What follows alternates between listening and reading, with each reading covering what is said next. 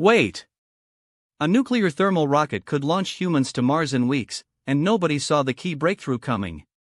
In the 1960s, NASA tested the first NTR, but the engine was too heavy and the reactor unsafe.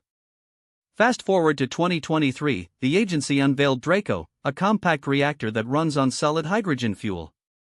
But here's where it gets crazy: DRACO heats that hydrogen to 3,000 degrees Celsius, creating thrust 3 times stronger than any chemical rocket. The reactor uses a uranium-zirconium alloy core, similar to the material used in modern naval submarines, so it can survive the extreme temperatures. And that's not even the biggest part. The engine's specific impulse reaches 900 seconds, double the best chemical engines, meaning far less fuel is needed for a Mars trip.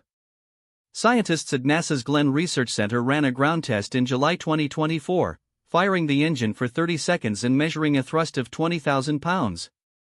The test proved the reactor can start, throttle, and shut down safely, something that eluded earlier programs. Now imagine a crewed Starship equipped with an NTR. The trip to Mars could shrink from 8 months to under a month, cutting exposure to radiation and microgravity.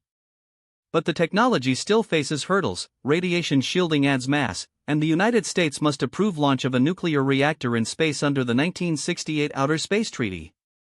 Even with those challenges, the Pentagon's recent budget request includes $120 million for NTR development, showing political momentum.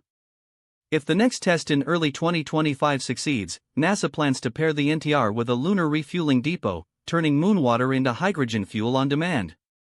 That would create a sustainable, rapid transport loop between Earth, the Moon, and Mars. So the question isn't whether a nuclear thermal rocket works, the proof is already in the data, but when we'll see it lift off for the first crewed mission. And the final surprise?